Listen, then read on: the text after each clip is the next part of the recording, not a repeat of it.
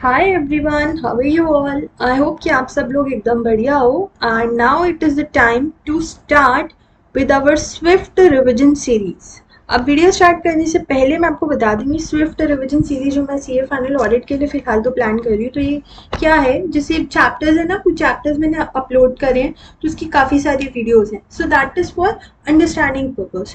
But हमको ये chapters बार बार अगर रिवाइज करने हैं तो उसके लिए आपके पास में एक शॉर्ट भी होना चाहिए ना रिविजन वीडियो, तो उसी पर्पज के लिए मैं ये लेकर आई हूँ। अब कुछ चैप्टर्स इसमें वो होंगे जिसके लिए मैंने डिटेल्ड एक्सप्लेनेशन कर दिया है अपलोड, बट कुछ चैप्टर्स वो भी होंगे जिसके लिए मैंने अपलोड नहीं किया है बिकॉज थोड़ा सा मेरे पास भी टाइम का शॉर्टेज है, so it is not possible for me to bring all the chapters of C A final audit in front of you. But हाँ, मैं अपनी तरफ से जितने ला सकती हूँ मैं डेफिनेटली उतने अपलोड कर रही हूँ। ओके, कुछ बातों को you have to make sure with before watching these videos. First of all, आपको पूरे के पूरे चैप्टर की अंडरस्टैंडिंग होनी चाहिए एक बार, तभी आपको ये वीडियोस काम करेंगी। सेकंड सजेशन मैं आपको देना चाहूँगी कि ये चैप्टर हो गया या और भी कई सारे चैप्टर्स हैं, उसमें I am going to use several memory techniques या निमोनिक्स। तो उसको बेटर ये रहेगा कि आप अपना जो भी आपका नोट्स का रजिस्टर है उसमें लास्ट के 2 पेजेस या स्टार्टिंग के 2 पेजेस या जो भी आपका स्टडी मटेरियल, जो स्टडी टेबल है, उस पर अगर आपके पास में कोई ऐसा रिसोर्स है जिसमें आप ये लिखते हो तो लिख लो एक जगह। तो उससे ये होगा, डेली बेसिस पे उसको देखोगे 2.5 महीना तो वो आपके दिमाग से निकलेगा नहीं। ठीक है ना? तो हम लोग स्टार्ट करते हैं वीडियो के साथ में, एंड आई होप कि आप लोगों को हेल्प करेगी। So let's get started. Automated environment, तो हम लोग जो चैप्टर नंबर 1 लेकर चल रहे हैं अपनी स्विफ्ट रिविजन सीरीज में, that will be chapter number 4 of CA final audit, and that is special aspects of auditing in an automated environment. Now what do you mean by automated? Automated का मतलब हुआ advanced हो गया, right? उसमें किसका use आ गया? उसमें use आ गया आपका टेक्नोलॉजी का। अब जैसा कि आपको पता ही है कि हमारा जो एनवायरनमेंट है उसमें क्या है, बहुत सारी टेक्नोलॉजी यूज हो रही है। बिजनेस में भी लोगों ने क्या करना स्टार्ट कर दिया है, टेक्नोलॉजी का यूज करना स्टार्ट कर दिया है। तो ऑटोमेटेड एनवायरनमेंट वही है, ये एक इकोसिस्टम है जिसमें पीपल तो पहले से थे, लेकिन अब इसमें प्रोसेसिंग टेक्नोलॉजी भी आ गई। सो पीपीटी जो है वो आ गई है। ऑटोमेटेड एनवायरनमेंट क्या है? एक इकोसिस्टम है किसका? पीपीटी का। अभी ऑटोमेटेड एनवायरनमेंट जो है कंप्यूटर बेस्ड सिस्टम से चलता है, जिसको आप आईएएस भी बोलते हो और आईटी भी बोलते हो। ठीक है? अब आपको ओनली क्या कंप्यूटर से बिजनेस कर सकते हो? Definitely not. आपको कंप्यूटर के अंदर क्या यूज करना पड़ेगा? कंप्यूटर के अंदर आपको बहुत सारी एप्लीकेशन स्टोर करनी पड़ेगी, है ना? तो ये जो एप्लीकेशन है, ये कौन सी एप्लीकेशन होगी, क्या होगी? तो ये जो है ये आपका डिपेंड करेगा कि क्या नेचर है आपके बिजनेस का, क्या साइज है आपके बिजनेस का। तो ये जब आपको क्वेश्चन आएगा कि what is an automated environment and you have to explain with examples, तो ये आप लिख कर आओगे कि क्या है, और उसके बाद में कुछ एग्जांपल्स हैं। अब ये ना इन्होंने क्या करा है, बिजनेस एप्लीकेशंस की कैटेगरीज दे दी है। जैसे कि जो माइक्रो से लेकर के स्मॉल तक है उसमें पैकेज सॉफ्टवेयर लगते हैं, जैसे आपके टैली हो गया, क्विक बुक्स हो गया। उसी तरह से स्मॉल से मीडियम में अगर आप लेकर आओ तो स्मॉल ईआरपीज यूज करती हैं इसको, और स्मॉल ईआरपीज यूज करते हैं। और स्मॉल टू मीडियम बिजनेस में तो जैसे स्मॉल ईआरपीज का एग्जांपल हो गया tally ERP, SAP business one, focus ERP. MCQ purpose से भी बहुत इंपॉर्टेंट है। हो सकता है कि आपको ईआरपी एप्लीकेशंस पूछे और उसमें आपको एसएपी बिजनेस वन दे दें, तो वहां ध्यान रखना SAP ECC is an example of ERP applications, जो कि हम यूज करते हैं मीडियम टू लार्ज कंपनीज में। ओके, तो एक बार मैं रिपीट कर देती हूँ। माइक्रो टू स्मॉल में क्या आता है? Package software. Small to medium में स्मॉल ईआरपी, और मीडियम टू लार्ज में ईआरपी एप्लीकेशंस। अब क्या ओनली एप्लीकेशन से भी आपका काम हो जाएगा कि आपने कंप्यूटर लगा लिया और एप्लीकेशन इंस्टॉल कर दी? सपोज आपके पास लैपटॉप है, उसमें आपने बस टैली इंस्टॉल कर लिया, तो क्या आपका बिजनेस हो जाएगा उससे ऑटोमेट? नहीं होगा। तो ऑटोमेटेड एनवायरनमेंट में ना कि सिर्फ कंप्यूटर्स, ना कि सिर्फ एप्लीकेशन, बल्कि बहुत सारी क्या होती हैं, लेयर्स होती हैं। ठीक है? अब इन लेयर्स के लिए मैं आपको एक एग्जांपल देती हूँ। मैंने किसी वीडियो से देखा था, आई डोंट रिमेम्बर एग्जैक्टली, तो मैं उसका मेंशन यहाँ नहीं कर पा रही हूँ, बट जब मैं ये चैप्टर प्रिपेयर कर रही थी तो मैंने देखा था।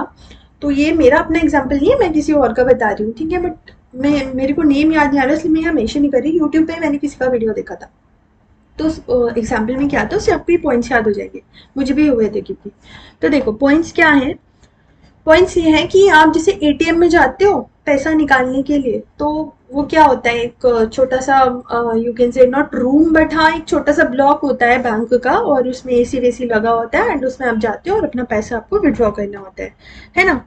तो वो क्या हो गया, जैसे आप देखते हो कई बार एटीएम के सर्वर्स बंद हो गए तो आप अपना पैसा निकाल ही नहीं पा रहे हो, तो उस केस में क्या होगा, जो ऑटोमेशन लगा हुआ है बैंक में वो फेल हो गया। तो ये बहुत सारी क्या होती है, लेयर्स होती हैं। अब इन लेयर्स में जैसे डेटाबेस, डेटाबेस में क्या होता है, जो डेटा है वो स्टोर होता है। इसी तरह से आपका ऑपरेटिंग सिस्टम, जैसे आपकी विंडोज हो गई, यूनिक्स हो गई, लिनक्स हो गई, ये सब आपकी विंडोज होती हैं। फिर सर्वर, ये सब मिलकर के आपका ऑटोमेटेड एनवायरनमेंट बनाते हैं, सर्वर्स, डिस्क, टेप्स। फिर अगर नेट की प्रॉब्लम है तो भी आपका जो काम है वो ठीक से नहीं होगा। नेटवर्क डिवाइस में कुछ प्रॉब्लम है, स्विचर्स, रूटर्स, ये सब हो गए, तो भी आपका काम ठीक से नहीं होगा। और इन सारी की सारी चीज़ों को सिक्योर करने के लिए आपको क्या चाहिए, एक फिजिकल या एनवायरमेंटल लैंडस्केप चाहिए, जैसे आपको एक डेटा सेंटर चाहिए। फिर आपको बायोमेट्रिक बेस्ड एक्सेस सिस्टम चाहिए, सीसीटीवीज लगे होने चाहिए, right.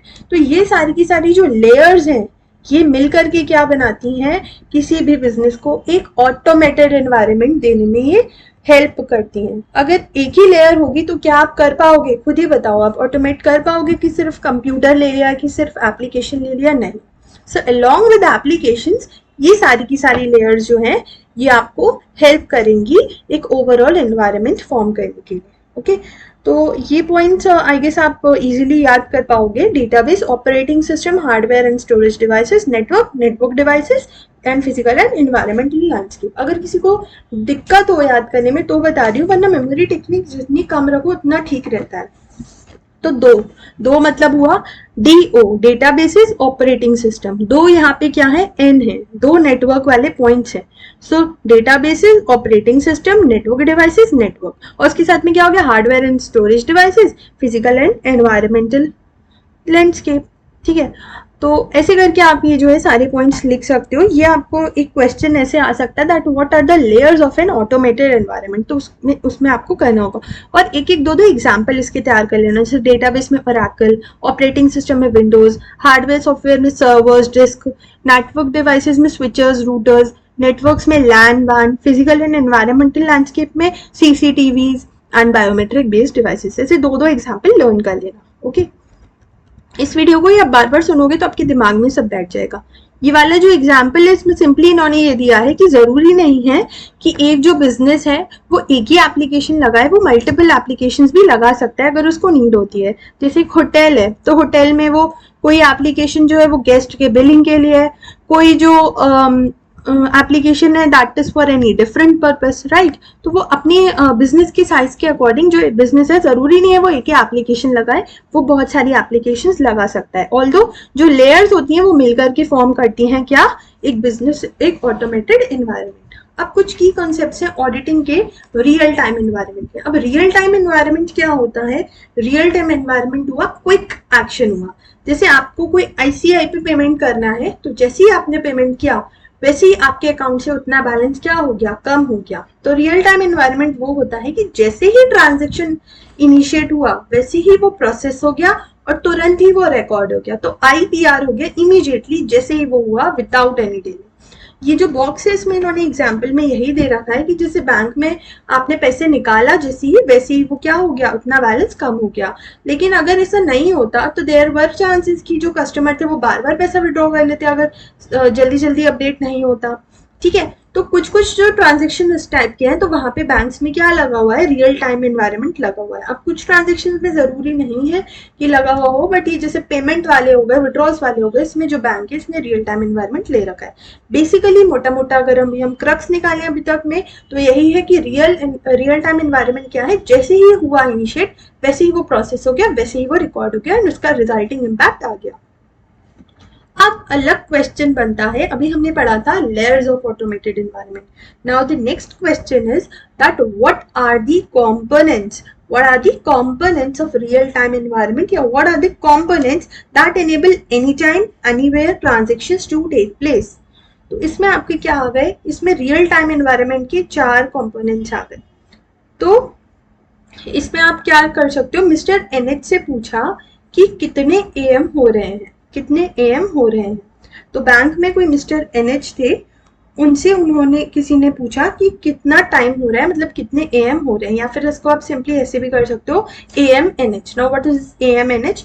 Applications middleware network hardware. Applications middleware network hardware. अब इस इन कंपोनेंट्स को मैं थोड़ा सा एक्सप्लेन कर देती हूँ.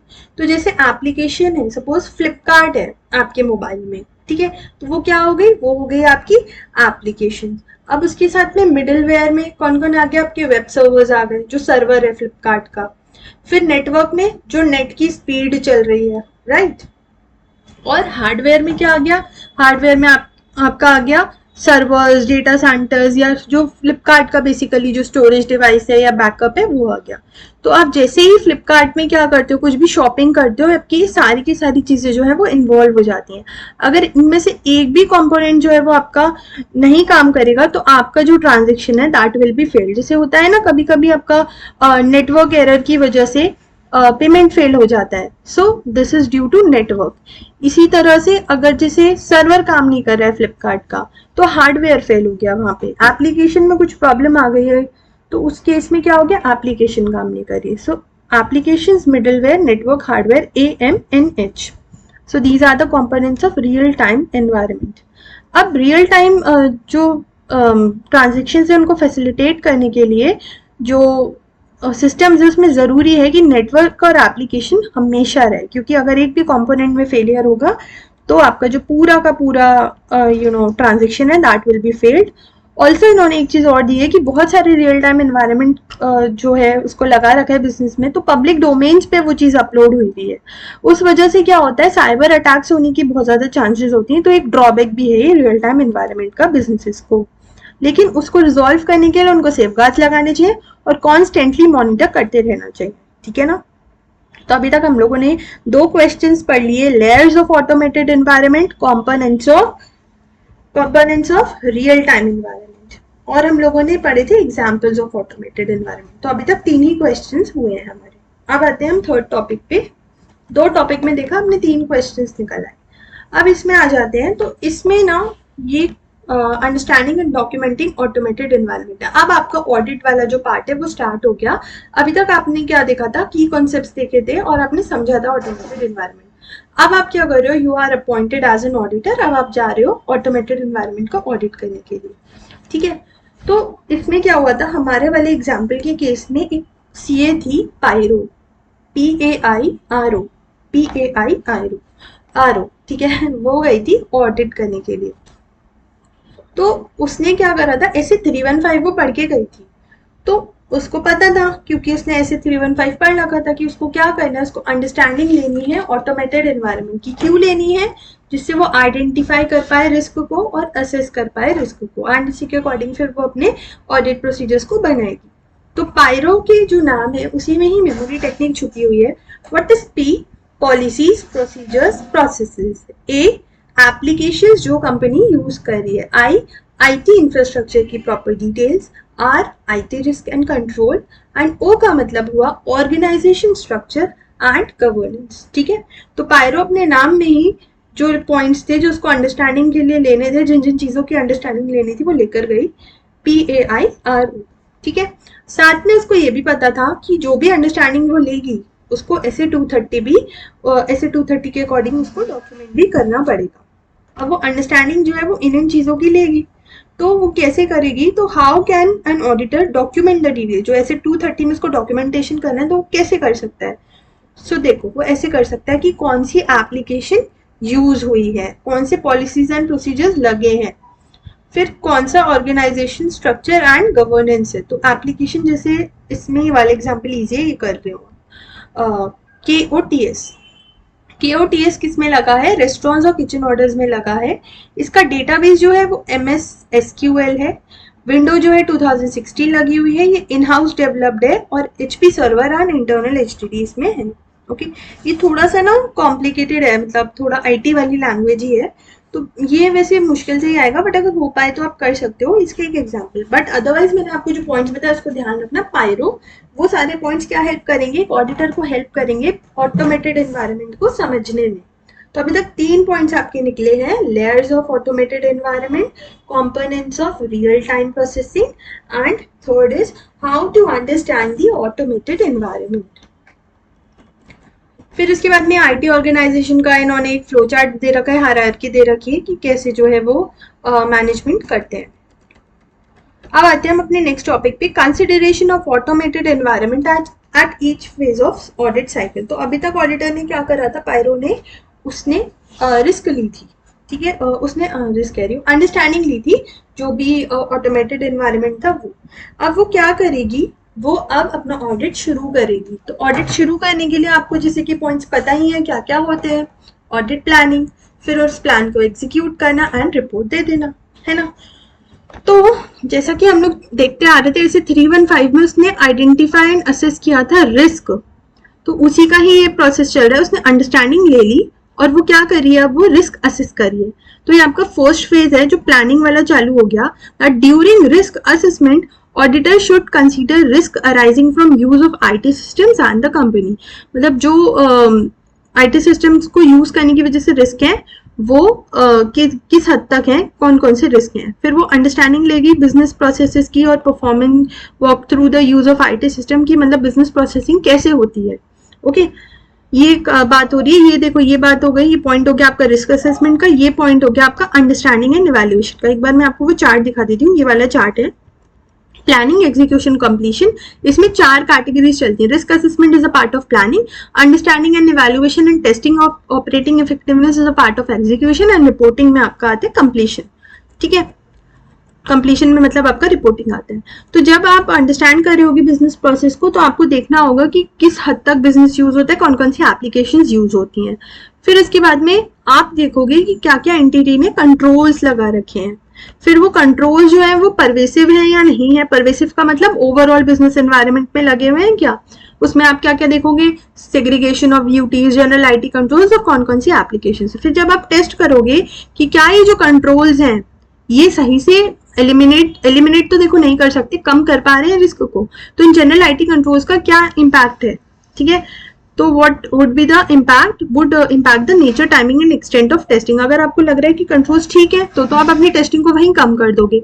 अगर आपको लग रहा है कि वो जो आईटी कंट्रोल्स हैं वो उतने रेलेवेंट नहीं है तो उस अकॉर्डिंग आप अपनी नेचर, टाइमिंग एंड एक्सटेंट रखोगे। मतलब आपको रिस्क के असेसमेंट के बेसिस पे, कंट्रोल्स के इवैल्यूएशन के बेसिस पे ही तो you will plan your further audit procedures ना। तो वही चीज यहाँ चल रही है। Okay, then when testing of reports and information produced by entity generated through IT systems and applications, अब आप क्या करोगे, टेस्ट करोगे जो रिपोर्ट्स जनरेट हो रही है आईटी से वो कैसी है। फिर उसके बाद में आप क्या कर दोगे, आप सारी की सारी कमियां निकालोगे और रिपोर्ट दे दोगे। एक बार मैं ये रिपीट कर देती हूँ, थोड़ा सा टफ है एंड इम्पॉर्टेंट भी है कि ऑडिट जब करोगे तो आपका किस टाइप से अप्रोच रहता है। सबसे पहले आप रिस्क असेस करते हो, फिर आप बिजनेस प्रोसेस की अंडरस्टैंडिंग लेते हो, फिर आप असेस करते हो कंट्रोल्स, फिर आप ये देखते हो कि कंट्रोल सब में लगे हुए हैं, फिर आप टेस्ट करते हो कंट्रोल्स को, फिर आप टेस्ट करते हो जो रिपोर्ट्स निकली हैं आईटी सिस्टम से, और फिर क्या देते हो, रिपोर्ट दे देते हो, है ना। तो इस तरह से आपकी जो है ऑडिट अप्रोच चलती है। अब आते हैं हम अपने नेक्स्ट टॉपिक पे, थोड़ा सा ही बचा है। तो ये है एंटरप्राइज रिस्क मैनेजमेंट ओवरव्यू। अब इसमें क्या है, एंटरप्राइज रिस्क मैनेजमेंट ओवरव्यू में जो बिजनेस है वो डायनामिक एनवायरनमेंट में काम करते हैं, आपको तो पता ही है, और वोलेटिलिटी, अनप्रेडिक्टेबिलिटी और पेस ऑफ चेंजेस जो वो रहते ही हैं, क्योंकि बहुत जल्दी जल्दी चीजें चेंज हो रही हैं, बहुत जल्दी जल्दी नई टेक्नोलॉजी आ रही है। तो कुछ रीजन इसके ये भी है कि ग्लोबलाइजेशन हो रहा है, यूज ऑफ टेक्नोलॉजी हो रहा है, रेगुलेटरी रिक्वायरमेंट्स आ रही है, लेकिन इस वजह से कुछ रिस्क भी है। तो ये बहुत कॉमन सा पॉइंट है कि कौन कौन सी रिस्क है। तो ये तो बहुत बच्चों वाला क्वेश्चन है, market risk, operational risk, credit risk, ये सब आप इजिली लिख सकते हो। कुछ जो पॉइंट्स इसमें मुझे इंपॉर्टेंट लगे थे वो मैं बता देती हूँ, ऑल्दो इट इज रिकमेंडेड कि एक बार आप रीडिंग जरूर ले लेना। रिस्क मैनेजमेंट की डेफिनेशन, रिस्क मैनेजमेंट का मतलब क्या हुआ, रिस्क को मैनेज करना। तो combination of processes, people, tools and techniques through which companies can identify, assess, respond, mitigate and monitor risk, ठीक है। तो ये एंटरप्राइज रिस्क मैनेजमेंट यही होता है कि इसमें हम क्या करते हैं, इसमें हम आइडेंटिफाई करें, असेस करें, रिस्पॉन्ड करें, मिटिगेट करें। मतलब हमने पहले देखा, इसको असेस करा, फिर उसका रिस्पॉन्ड दिया, फिर उसको कम करा और उसको मॉनिटर करा। तो यही आपका चलता है रिस्क मैनेजमेंट का प्रोसेस। तो एंटरप्राइज रिस्क मैनेजमेंट भी एक फॉर्मल फ्रेमवर्क ही होता है जिससे कंपनी के रिस्क को मैनेज करा जाता है। अब ये जो एंटरप्राइज रिस्क मैनेजमेंट है ना, ये 2 पार्ट्स में आपका डिवाइडेड है। एक तरह से आपका है इंटीग्रेटेड फ्रेमवर्क, और इंटीग्रेटेड फ्रेमवर्क ही है, ये एक्सपैंड करके बन जाता है इंटरनल कंट्रोल। तो इंटीग्रेटेड फ्रेमवर्क जो है इसमें इंटरनल कंट्रोल्स भी हैं जो वो पार्ट होते हैं। तो ये पॉइंट आपको यहाँ से क्लियर होगा। जो इंटरनल कंट्रोल्स है, इंटरनल कंट्रोल फ्रेमवर्क है, वो अलग से नहीं है कुछ भी, वो ईआरएम का ही पार्ट है। सो बेसिकली ये लोग ये बोलना चाह रहे हैं कि जैसे अभी तक आप ईआरएम के बारे में इन्होंने बताया था, तो इंटीग्रेटेड फ्रेमवर्क जो है एक्सपेंशन इंटरनल कंट्रोल, इसका मतलब ये कि जो इंटरनल कंट्रोल वाला पार्ट है ना, वो भी रिस्क मैनेजमेंट का ही पार्ट है, इंटरप्राइज रिस्क मैनेजमेंट का ही पार्ट है। तो आपका एमसीक्यू में आ सकता है कि क्या ये अलग है, उसी का पार्ट है, तो ये इंटीग्रल पार्ट है। क्योंकि अगर कंट्रोल्स ही नहीं होंगे तो फिर रिस्क तो डेफिनेटली ही होगी। तो इंटरनल कंट्रोल्स की वजह से ही तो है जो भी थोड़ी बहुत रिस्क एलिमिनेट हो पा रही है ना। तो वो चीज है। फिर उसके बाद में जो ईआरएम प्रोग्राम का स्कोप है वो बहुत ज्यादा ब्रॉडर है इंटरनल कंट्रोल से, क्योंकि उसमें हम मॉनिटर भी करते हैं, मिटिगेट भी करते हैं। कंट्रोल से एक एक्सटेंट तक ही हो सकता है, लेकिन रिस्क मैनेजमेंट में हम और भी चीजें देखते हैं। तो ये थोड़ा सा ब्रॉडर कंसेप्ट है एंटरप्राइज रिस्क मैनेजमेंट का। हाउएवर जो इंटरनल कंट्रोल फ्रेमवर्क है वो एक इसका पार्ट ही है। ओके, तो जो आपका इंटरनल कंट्रोल फ्रेमवर्क है वो उससे ज्यादा ब्रॉड है। ईआरएम जो आपका है इंटरनल कंट्रोल फ्रेमवर्क से ब्रॉड है। और ईआरएम क्या करता है, इंटरनल फैक्टर्स को भी इंक्लूड करता है और एक्सटर्नल फैक्टर्स को भी इंक्लूड करता है बिजनेस के।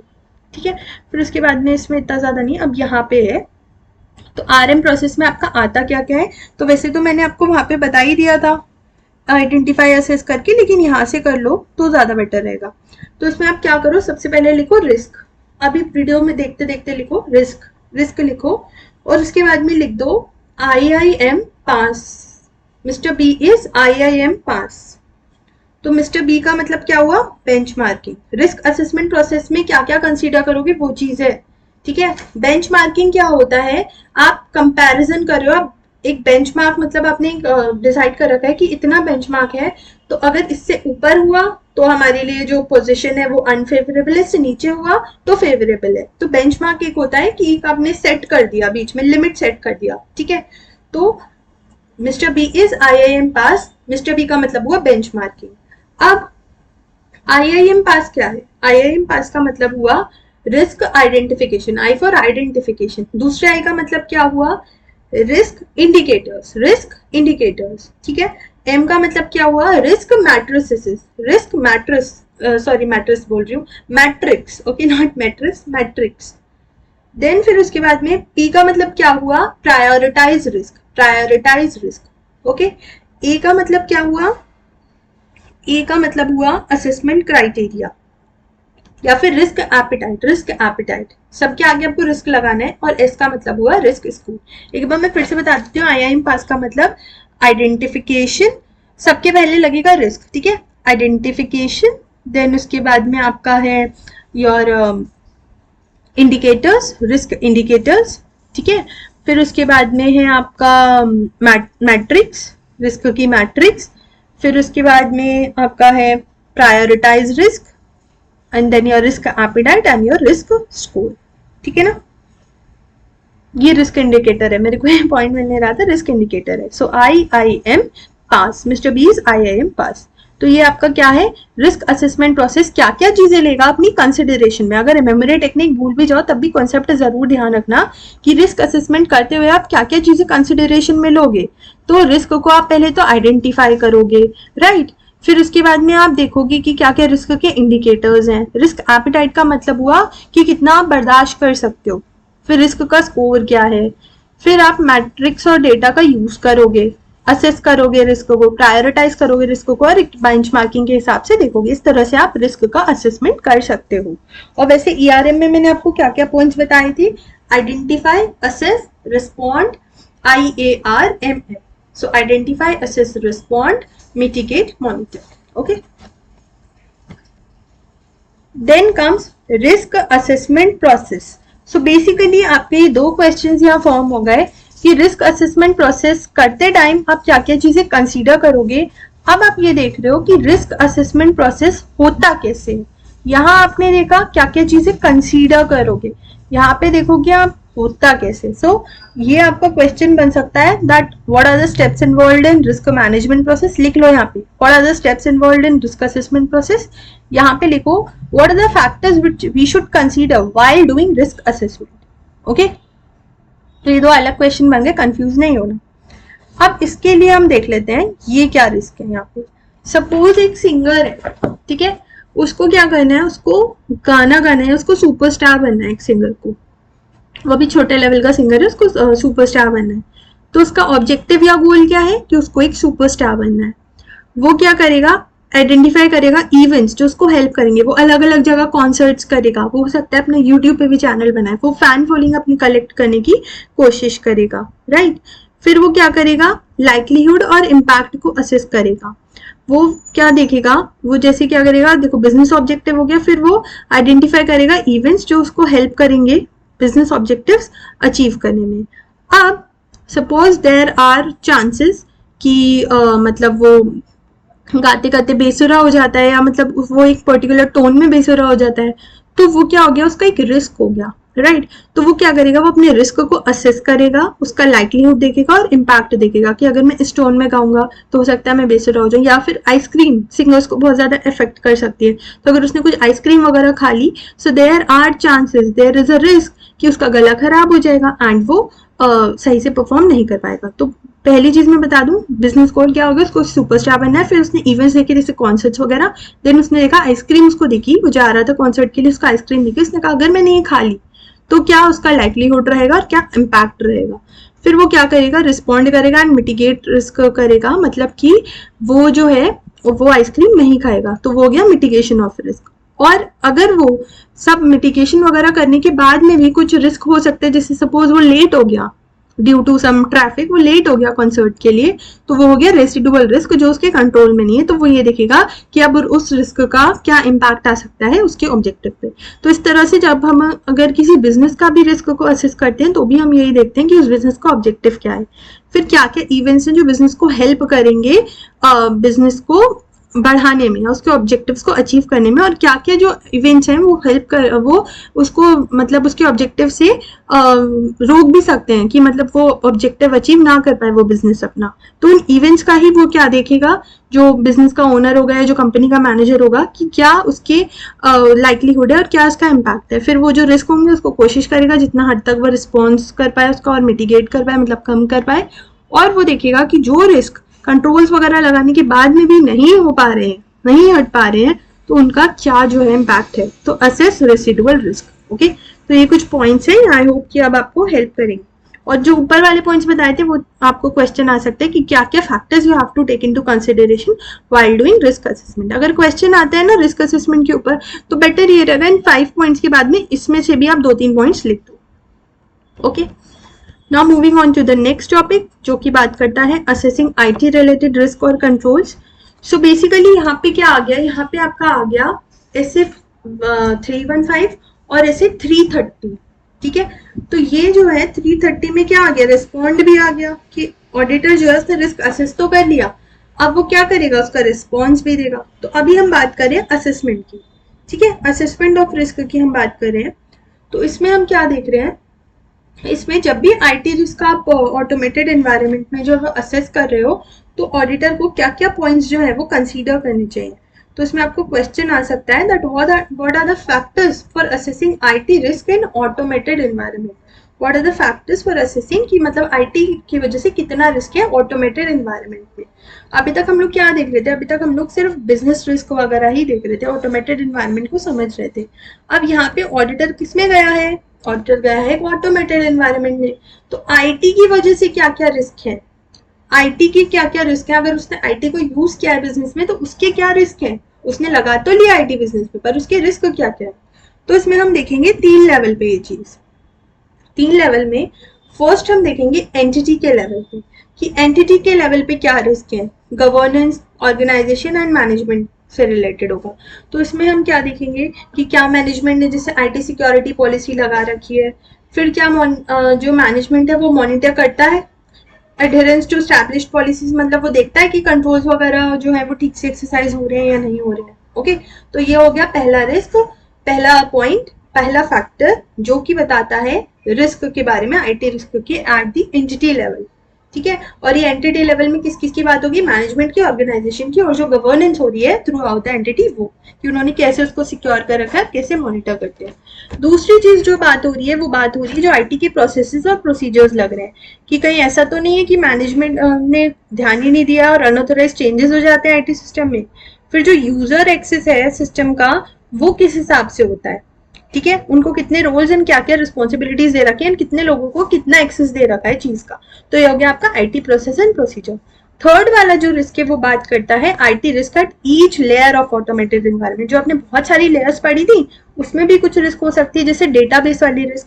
सो are direct data changes to database prevented, and क्या उसके लिए उन्होंने स्ट्रॉन्ग पासवर्ड्स लगा रखे हैं। तो ये कुछ फैक्टर्स हैं जो बताते हैं कि आईटी की वजह से क्या क्या रिस्क है बिजनेस पे। तो पहला हमने क्या देखा, एंटिटी लेवल, सेकंड हमने देखा प्रोसेस लेवल, थर्ड हमने देखा लेयर के लेवल पे, ठीक है, लेयर के लेवल पे। अब रिस्क को कम करने के लिए जैसे कि आपको पता ही है कंट्रोल्स लगते हैं। तो कंट्रोल्स जो है, या फिर आपको क्वेश्चन ऐसे भी आ सकता है that what are the controls या what are the points that can help to maintain the confidentiality, integrity and availability and security of data. तो आपको कंट्रोल्स लगाने होंगे, general control, application control, IT dependent control. General control जैसे नाम से ही पता लग रहा है ये लगेगा पूरी की पूरी यू कैन से एंटिटी पे। तो ये वो पॉलिसीज और प्रोसीजर्स होते हैं जो बहुत सारी एप्लीकेशन से रिलेटेड होते हैं, जो हेल्प करती हैं एप्लीकेशन कंट्रोल्स की फंक्शनिंग को इफेक्टिव होने में। अब ये जो है mini frame, main frame, and user सब पे लगता है, और ये इसका जो पर्पस रहता है वो क्या रहता है, इंटीग्रिटी मेंटेन रहे और डेटा सिक्योर रहे, ठीक है। तो अब इसमें क्या है पॉइंट्स जो आपको देखने होंगे जनरल कंट्रोल्स में, panda. What is this panda? Program change, access security, network operations, then D से आपका आ गया डेवलपमेंट, और आपका फिर आ गया पांडा एक्विजिशन, सॉफ्टवेयर एक्विजिशन, ठीक है। तो एक आपका हो गया एक्सेस सिक्योरिटी, देन आपका हो गया पी से आपका प्रोग्राम चेंज, ए से हो गया एक्सेस सिक्योरिटी, देन एन से आपका हो गया नेटवर्क ऑपरेशंस, देन डी से आपका हो गया डेवलपमेंट, और ए से हो गया आपका सॉफ्टवेयर एक्विजिशन। तो ये सारे के सारे पॉइंट्स हैं जनरल आईटी कंट्रोल, ये सब पे लगते हैं, मेन फ्रेम, मिनी फ्रेम, सब पे, ठीक है। ये होते एक तरह से आईटी कंट्रोल्स ही हैं जो कि these are the IT controls जो कि इम्प्लीमेंट हुए हैं कि आईटी रिस्क को हम कम कर पाए। तो जनरल आईटी कंट्रोल्स जो है वो परवेसिव होते हैं, इनको हम परवेसिव कंट्रोल्स भी बोलते हैं और इसको हम इनडायरेक्ट कंट्रोल्स भी बोलते हैं। परवेसिव का मतलब होता है ओवरऑल एनवायरनमेंट पे जो लग रहा है। अब एप्लीकेशन कंट्रोल्स कौन से होते हैं? जो कंट्रोल्स एप्लीकेशन पे लग रहे हैं। तो ये जो है ऑटोमेटेड भी होते हैं और मैनुअल भी होते हैं। अब ये लगते हैं बिजनेस प्रोसेस लेवल पे, जनरल कंट्रोल्स पूरे पे, application controls business process level पे। ये प्रिवेंटिव भी हो सकते हैं, डिटेक्टिव भी हो सकते हैं, ठीक है। फिर उसके बाद में जो ऑटोमेटेड एप्लीकेशन कंट्रोल्स है ना, ये एम्बेडेड होते हैं, मतलब लगे हुए होते हैं आईटी एप्लीकेशंस में ईआरपीस वगैरह के थ्रू। उससे क्या होता है, कंप्लीटनेस और एक्यूरेसी आती है और इंटीग्रिटी आती है काम में। अब आईटी डिपेंडेंट कंट्रोल्स कौन से हैं? आईटी डिपेंडेंट कंट्रोल्स जो है वो मैनुअल कंट्रोल्स ही हैं, लेकिन इसमें हम क्या कर रहे हैं, इसमें हम यूज कर रहे हैं जैसे आईटी के थ्रू जो प्रोड्यूस हुआ है डेटा या इन्फॉर्मेशन उसका, ठीक है। तो इसमें क्या होता है, in this even though control जो है वो मैनुअली हो रहा है, लेकिन जो कंट्रोल की इफेक्टिवनेस है वो डिपेंड करती है कि डेटा कितना रिलायबल है। तो क्योंकि आईटी पे हम इतना ज्यादा डिपेंडेंट हो गए हैं, तो इफेक्टिवनेस तो होना बहुत जरूरी है ना। कि आईटी डिपेंडेंट में जैसे आपने ही कोई डेटा जो है वो अपने कंप्यूटर्स में स्टोर कर रखा है, जैसे सपोज बड़ी बड़ी ऑर्गेनाइजेशंस में होता है ना, जो डेटा है उसके बेसिस पे ऑल दो जो डिसीजन है वो बैठ करके कोई इंसान ही ले रहा है, लेकिन ले उस डेटा के बेसिस पे रहा है। तो it is very very important कि वो जो डेटा है वो इंटीग्रिटी उसकी मेंटेन रहे, राइट। अब आप एक चीज में कंफ्यूज हो रहे होगे कि जनरल आईटी कंट्रोल्स और एप्लीकेशन आईटी कंट्रोल्स में डिफरेंस क्या है। सो ये इंटर रिलेटेड ही है। तो रिलेशन इन लोगों में क्या होती है कि जनरल आईटी कंट्रोल्स जो होते हैं वो हेल्प करते हैं एप्लीकेशन कंट्रोल्स को सपोर्ट करने में, और दोनों का ही ऑब्जेक्टिव ये रहता है कंप्लीट और एक्यूरेट इन्फॉर्मेशन है। जनरल कंट्रोल्स ओवरऑल उस पे होते हैं, ओवरऑल एनवायरनमेंट पे होते हैं, एप्लीकेशन वाले एप्लीकेशन पे होते हैं, ठीक है, बिजनेस प्रोसेस पे होते हैं बेसिकली। अब इसके बाद आ जाते हैं हम evaluating risk and control at entity level and process level. तो एंटिटी लेवल रिस्क और कंट्रोल्स इसका मतलब क्या हुआ, एंटिटी लेवल पे जो रिस्क और कंट्रोल्स है उसकी बात हो रही है, ठीक है। तो जो कंट्रोल्स है ये वैसे तो सारे के सारे लेवल्स पे लगते हैं, जैसे कि बोर्ड जो टॉप हो गया आपका, बोर्ड पे from board and top to entity level. तो जो एंटिटी लेवल वाले होते हैं उनको हम बोलते हैं ईएलसी, ठीक है। अब ईएलसी की क्या क्या कैरेक्टरिस्टिक्स होती हैं एंटिटी लेवल के, परवेसिव होते हैं क्योंकि ये पूरी की पूरी एंटिटी पे लगते हैं। ईएलसी जो है पार्ट होते हैं इंटरनल कंट्रोल फ्रेमवर्क का। इंटरनल कंट्रोल फ्रेमवर्क आप पढ़ोगे अपने रिस्क वाले चैप्टर में, तो उसमें ये सारे होते हैं क्रिम्स। Control environment, risk assessment, information monitoring, ये आपके एलिमेंट्स होते हैं इंटरनल कंट्रोल फ्रेमवर्क के। तो ईएलसी जो एंटिटी लेवल कंट्रोल जो है वो भी इसी का ही पार्ट होते हैं इसमें ही, ठीक है। फिर ये जो एंटिटी लेवल कंट्रोल होते हैं सब्जेक्टिव होते हैं and hence require application of more professional judgement in their evaluation and testing. तो ये है क्या, ये है जो मतलब एंटिटी के लेवल पे जो कंट्रोल्स लगे हुए हैं उसी की ही बात हो रही है। तो ये जो है ये आप कैसे कर सकते हो कि क्या क्या कैरेक्टरिस्टिक्स हैं ईएलसी की। एसआईपी, एस का मतलब क्या हुआ, एस का मतलब हुआ कि ये सब्जेक्टिव होते हैं कंट्रोल्स। आई का मतलब क्या हुआ, ये पार्ट होते हैं इंटरनल कंट्रोल फ्रेमवर्क के ही। फिर इसके बाद में आपका जो पी है उसका मतलब क्या हुआ, ये परवेसिव कंट्रोल्स भी होते हैं क्योंकि ये पूरी की पूरी एंटिटी पे लगते हैं। अब एंटिटी कंट्रोल्स भी जो है वो दो पार्ट में हो सकते हैं, डायरेक्ट और indirect. Direct entity level controls कौन से होते हैं, जो लेवल उस हायर लेवल पे ऑपरेट करते हैं, हायर देन बिजनेस एक्टिविटी या transaction level activity as a business process या सब प्रोसेस लेवल, ठीक है। जैसे बिजनेस परफॉर्मेंस रिव्यूज, मॉनिटरिंग करना कंट्रोल्स की। और इनडायरेक्ट वाले कौन से होते हैं, वो किसी बिजनेस प्रोसेस या ट्रांजेक्शन से रिलेटेड नहीं होते हैं, इसलिए उनको प्रिवेंट करना और डिटेक्ट करना, उसमें मिस स्टेटमेंट्स जो है वो हेल्प नहीं कर पाते, वो मिस स्टेटमेंट्स को पकड़ने में, क्योंकि ये स्पेसिफिकली किसी बिजनेस प्रोसेस से लिंक्ड नहीं होते। लेकिन ये इनडायरेक्टली इफेक्ट करने में, इफेक्टिव जो ऊपर वाले कंट्रोल्स थे ना डायरेक्ट ईएलसी, उनको इफेक्टिव करने में ये हेल्प करते हैं इनडायरेक्ट ईएलसी। इसके एग्जांपल्स हो सकते हैं human resource policy, code of conduct, ये सब। अब उसके बाद में है as part of understanding and evaluation of information and communication component, auditor को एक अंडरस्टैंडिंग लेनी चाहिए कि कैसे बिजनेस प्रोसेस ऑपरेट कर रहा है, फिर उसमें क्या क्या जो है इंफॉर्मेशन यूज हो रही है, रिस्क और कंट्रोल के यहाँ कितनी रिलायबल जो है वो इंफॉर्मेशन है। फिर उसके बाद में एक अलग से क्वेश्चन आ सकता है कि क्या क्या एग्जाम्पल्स है विसिल ब्लोअर पॉलिसी का। तो ये है कि ऑडिटर कैसे चेक करेगा कि विसिल ब्लोअर पॉलिसी उसमें लगी है या नहीं लगी है। तो पहले तो वो ये देखेगा कि है भी विसिल ब्लोअर पॉलिसी या नहीं है, फिर क्या वो डॉक्यूमेंट और अप्रूव्ड है, फिर क्या वो कम्युनिकेट कर दिए, क्या एम्प्लॉयज को इसके बारे में पता है, क्या कंपनी ने अप्रोप्रिएट मेजर्स लिए हैं, कितने इफेक्टिव जो है वो कंट्रोल्स हैं। ओके,